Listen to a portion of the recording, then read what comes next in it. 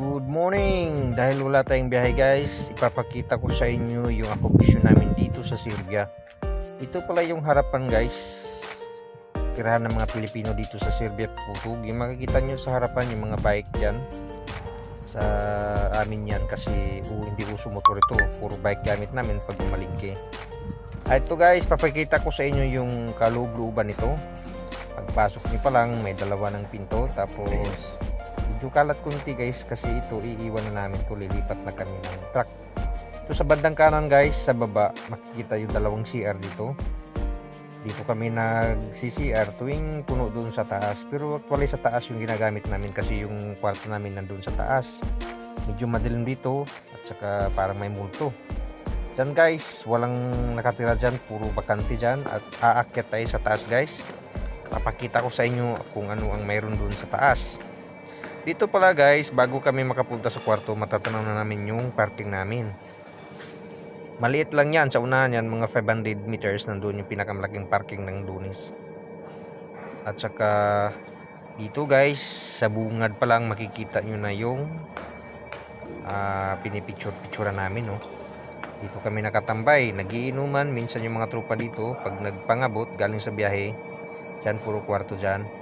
At saka dito tayo una titingin sa Silda 17 guys. Yan ay mga SMB boys, galing kadalasan sa mga Saudi dito guys. Dito guys, Silda 18, marami rin nakatira mga Pinoy dito, pero yung iba wala na dyan, nandun na sa truck nila. At saka dito tayo sa Silda 17 guys. Silda 19 pala, dito ako nakatira dati, kaso lang lumipat ako dahil walang heater to dati.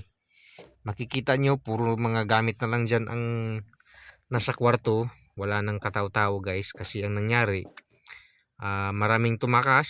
Ay hindi naman marami, may tumakas. Tapos ang nangyari, nagreklamo sa sahod.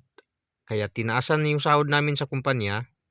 Hindi naman masyadong malaki. Tamang-tama lang sa amin na mga baguhan dito.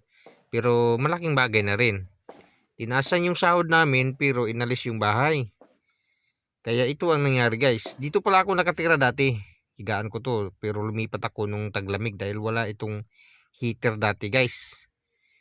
At saka umalis ako dito. At dito guys, sa last na ito yung mga last batch galing sa Saudi. Ito yung Silda 20. Marami ring nakatira dyan. Tapos doon sa dulo guys, pupuntahan natin. Papakita ko sa inyo yung mga kwarto doon. At saka dito pala guys, kung makikita nyo may speaker dito sa taas. At saka sa taas may flat screen. Dito pala nagbibidyoke yung mga tropa natin. No? Pag nag-abot sila, nagiinuman. At saka ito yung lutuan namin guys. Ito yung freezer. At saka ito yung toilet na sinasabi ko na dito kami lagi nagagamit. At ito yung labahan namin guys, yung washing machine. Actually, tatlo yung washing machine namin kaso nasira yung isa at yung isa bago yan. Kabibili lang yan ni Boss Jumar. Salamat pala sa iyo Boss Jumar. At saka yung paliguan namin, CR. At ipapakita ko sa inyo guys yung pinakadulo nito. Doon yung pinakamalaking kwarto ng mga Pilipino. Silda 14 yan. Ito yung Silda 3C yun. Sabi nila mga royal blood daw dyan kasi yung mga dating driver doon nakatira. Ito yung Silda 15 para sa mga mekaniko yan guys. May dalawang Pinoy dyan. Tapos ito naman guys yung lutuan namin, yung pinakakitsi lang.